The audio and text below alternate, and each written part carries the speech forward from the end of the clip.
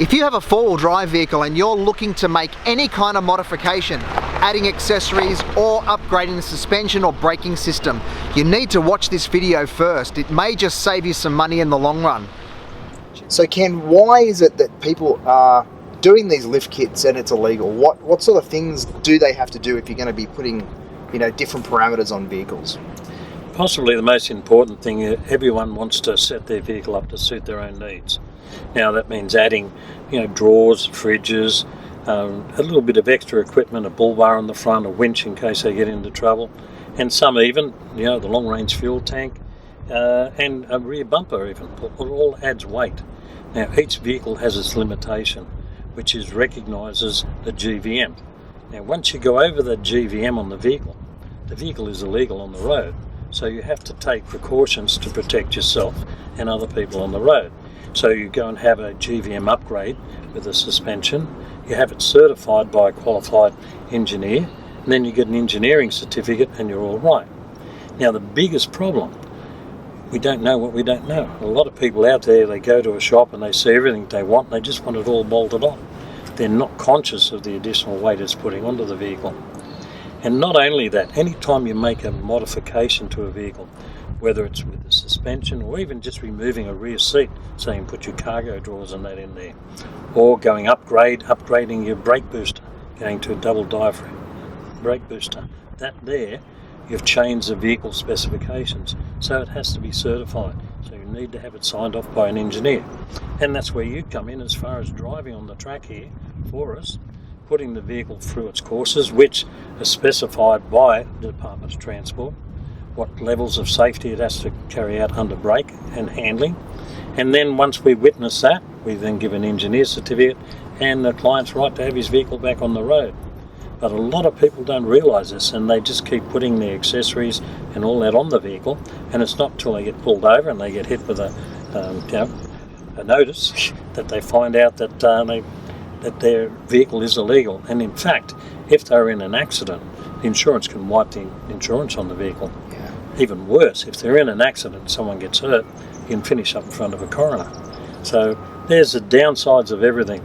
But the upside is, if you know about it, you take the precautions and get it certified, you can drive comfortably with peace of mind. Well, there you go. Certification is what we need to do. And even just adding things like jacks, those traction things, those orange traction beds that people put in to get them out of the sand, that sort of stuff. Everything adds weight. Your luggage, all those sorts of things, and you go and put a trailer on the back and it changes the dynamics again. So it's really important that people get the vehicle set up by a professional and actually have it properly certified to maintain their insurance and safety on our road. So what we're going to do now is we're actually going to go through some of the paces with this vehicle and actually make sure this vehicle complies. Yes, it will do. It's got the ultimate suspension on it. It does have the ultimate suspension. One of the biggest things is that if someone's going to buy a suspension for their vehicle and they're not aware of the GVM and what vehicle suspensions are available, they could go out, spend good money, get a suspension and still be illegal. Unless you get the suspension for that vehicle and have it certified. Doesn't matter how good the suspension feels, how high it lifts it, how cheap it is, how expensive it is. If it's not certified for that vehicle, you're not legal. It's no good.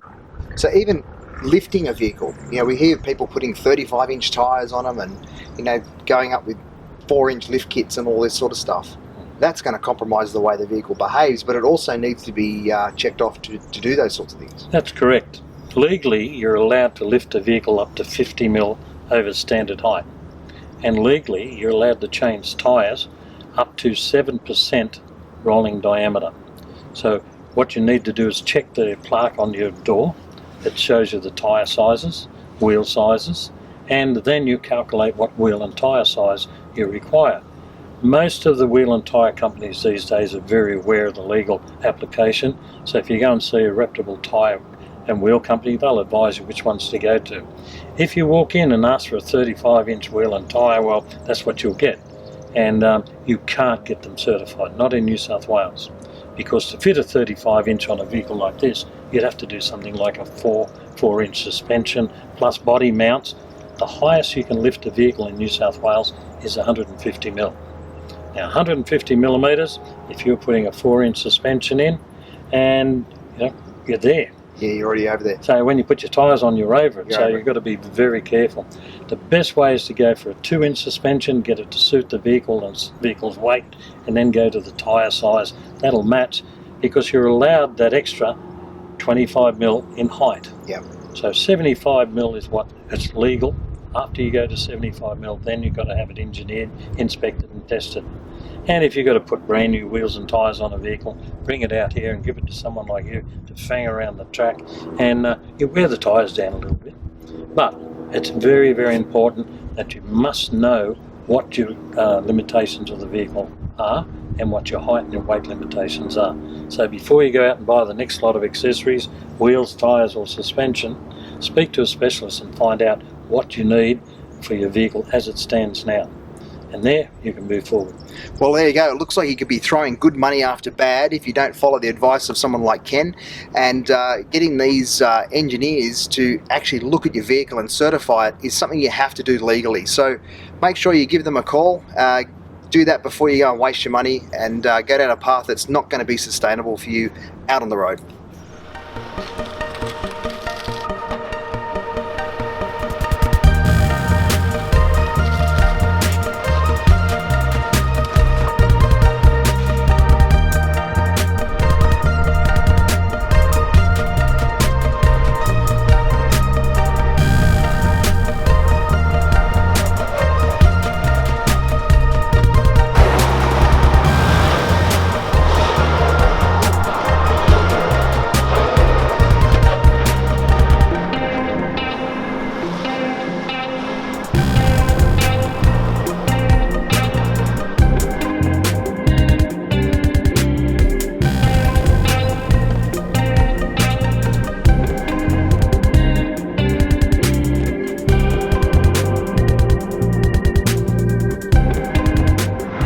So as you can see, modifying a vehicle, there's more to it than just banging in a set of springs and chucking some bigger tyres on it. You've got to make sure that you're compliant with the law and how that's going to affect your insurance, and also what happens if you have a crash and you're hauled before the coroner's court.